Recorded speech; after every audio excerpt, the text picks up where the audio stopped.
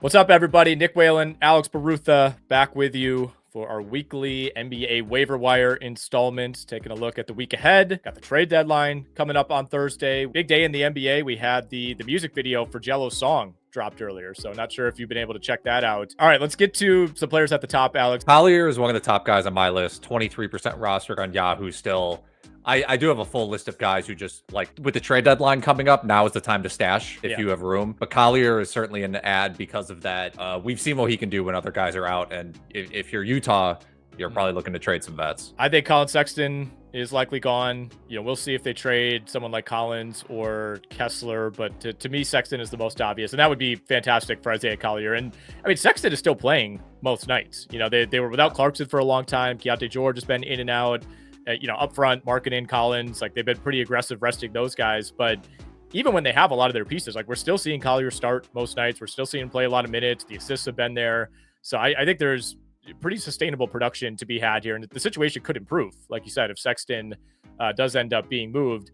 Who else is on your list in terms of players to potentially stash ahead of the deadline? Stashing ahead of the deadline, there's a million guys. I mean, there really are a ton of guys. Like if you're talking to like Washington Wizards themselves, Bob Carrington, Keon George. If you're in a super deep league, Justin Champagnie was good earlier in the year. Jared Butler showed some stuff. The Nets have been so bad already. There's not as many names, but like Noah Clowney, if he's still out there, Day'Ron Sharpe. Bulls, Buzelis, if you're in a deeper format, might work. Jalen Smith, maybe they're able to trade Vucevic. Portland, you got Donovan Clingan and Scoot. Another option for Utah would be Kyle Filipowski. Yes. But that's pretty much the like top to bottom. These are the bad teams. These are the young players, guys who you can stash. Yeah, I have Filipowski on my list as well. Glad you mentioned him. Rob Williams in Portland. I think somebody's going to acquire him. That's not going to magically change his health. I think we're still going to go through these same issues as far as how many games is he actually playing. He doesn't need that many minutes to be fantasy relevant. Not somebody that I'm going to go out of my way to stash, but probably will pick him up in some leagues at some point. I do have like a sicko deep league stash that I would look at as well. And that is Devin Carter for the Sacramento Kings. He's kind of fallen out of the rotation of late, but who knows what this Kings roster is going to look like a week from now. I think there are several paths they could take. They could try to do a star for star type of trade.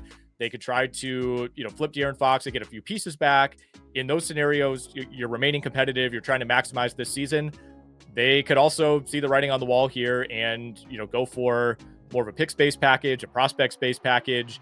And in that scenario, I think we could see a lot more Devin Carter down the stretch. The permanent numbers for Carter are pretty good. Like you mentioned, I mean, his minutes, he's fringe rotation player right now, but 4.5 assists per 36. When he gets his shooting percentage up higher, that will help. His rebounding's been good. So yeah, that's an intriguing option. We have a couple injury-related openings in terms of rotations, at least in the short term here. Those would be in Charlotte and in Los Angeles. Pretty straightforward, I think, for the Hornets. Maybe we continue to see more Nick Smith. Micic, of course, will have a little bit of a runway. I know he was in and out last night too, so keep an eye on his status. Probably not anything super long term, but obviously LaMelo is going to miss at least a week, and I would not be surprised if we don't see Anthony Davis again until close to or maybe even after the All-Star break. Yeah, the Hornets, Josh Okogie was someone that I try to pick up in a deep league if one of my other acquisitions didn't come through. He's just like, if you're desperate for steals, that's who he's been through his whole career. They also have, like, I don't know if Tijan Salon come the end of the season will be really involved in how good he'll be, because he's not having a fantastic rookie year. But I do like his upside, and then like Moussa Diabate. But would they really sit Mark Williams? And then as far as the Lakers go with AD, you're right to point that out. I just wonder, is this going to be too much of a committee issue? I saw Jackson Hayes was a huge ad in Yahoo leagues, but I wonder, Koloko got extra minutes during that Philly game. You have Jared Vanderbilt coming back. You also can you have Dorian Finney-Smith. Like it might be a committee thing.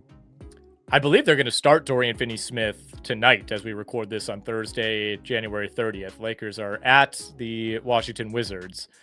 So that's kind of a first indication here. Could be matchup based, but the Wizards don't have Sarr, and we expect them to start Valanciunas. So apparently the Lakers just want to go small here. I mean, we're on like year 4 of waiting for Jackson Hayes to do something. Even when the minutes are there, he's a little bit more effective in real life than he is in fantasy. But there's not an obvious replacement here. I think you're right. It's by committee.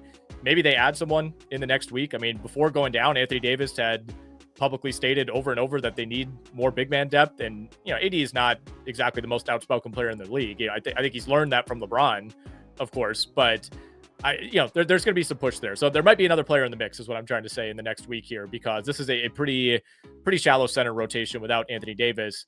I'll throw out a couple more names, Alex. We are going through a Harrison Barnes stretch right now. You may have missed the boat already with Harrison Barnes. It's always about time in the market when it comes to him, but he scored double digits in 10 straight, 15.5 points, almost 4.5 rebounds, 2.6 assists, 2 made threes over the last month. If you want to take that chance, go for it. Maybe he would end up being traded in a De'Aaron Fox acquisition, so something to keep an eye on there. Ultimately, probably not the type of player who would see a dramatic change in his value one way or the other if he were to be dealt. But look, if you want like borderline top 170 production, go grab Harrison Barnes. Harrison Barnes' best streak of his season also correlating with the San Antonio Spurs' worst stretch of their season. Not really sure if that's related at all. But yes, timing the market on Harrison Barnes is impossible, unfortunately. But yes, he is playing well. Yeah, I got Bruce Brown back on the list. Sure. I'm not really a Bruce Brown guy. I think he's like wildly overrated, but he has been racking up steals lately. He's got 6 over his last 2 games. Could be auditioning for a trade as well, and I think there will be some teams interested. I would add Jalen Smith to the list of players to potentially stash at the deadline. I mean, it seems like there's been a lot more smoke around Levine than there has Vucevic, but I still wouldn't rule that out. Jalen Smith is the only other big man on the team, and has already been putting up pretty decent per minute numbers in relatively limited time off the bench. I also have Isaiah Joe as this week's 3-point streamer, 4 made threes per game over his last 8. And to go back to Brooklyn, Keon Johnson, 17.5 points, 3.8 rebounds, 3.3 assists, 1.5 steals over his last 4 games. The overall numbers aren't great, but he has started 26 of the last 27. The Nets, it's actually amazing how many players they can put on the court that can just average like 12 points, 4 rebounds, 3 assists. It's like the entire roster. That's what they average. I chicken on anybody. But yeah, down the stretch, I mean, it is going to be Keon Johnson and Zaire Williams and all these guys playing real minutes. Anybody in Atlanta stand out to you now that we know Jalen Johnson is done for the year? Yeah, Vít Krejčí, who I think has already been picked up in a decent amount of leagues. Just a pretty well-rounded player, actually. I mean, technically, his best skill set would be his 3-point shooting. He's making 2.6 per game since he joined the starting lineup. But during that stretch, he's also averaging 11 points, 4 assists, 3 rebounds, 1.2 steals, and 0.7 blocks, which is decent. So it's more of a category league play. You know, it's 25 fantasy points per game during this stretch, so deeper points leagues. But with Jalen Johnson out for the year, I mean, Krejčí was also pretty solid last year when he got some minutes. So I would pick him up and see how long this can last. Kind of a sneaky gunner too. Like, he's not afraid to fire up shots. Like, he's taken 10 plus threes in 2 of his last 3 games. He's been giving you steals, assists as well. So yeah, I think he's the right name there. I mean, Reece Shea, once he's healthy, I think he's going to see more minutes, but Krejčí's been the better fantasy player.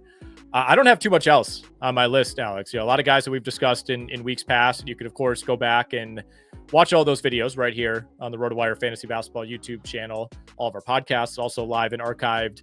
But any other players that you want to hit on? The only other guy I had on my list was Jerome, because he's had some decent stretches during the season, right? And the Cleveland Cavaliers, they rested Garland the other night. And I do wonder if there will be some more resting for Cavs players down the stretch. And if that's the case, maybe Jerome is kind of a speculative add in deeper leagues for those nights. Yeah, he's been good when the opportunity is there. Never somebody that I thought would be, this kind of NBA player, somebody who would even like stick around in the league as long as he has when he was at Virginia. But really fun player, and gave him 27 and 3 with a steal the other night against Miami with Garland out.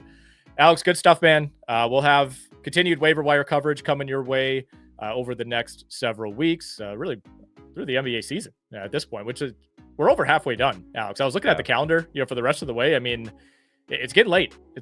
Once we get past the All-Star break, obviously we'll be in a sprint toward the end, but we'll keep bringing you plenty of fantasy content right here on the RotoWire Fantasy Basketball YouTube channel. 4 podcast episodes per week, live and archived right here. Make sure you're subscribed. Make sure you check out rotowire.com/try. Free access to everything on our site.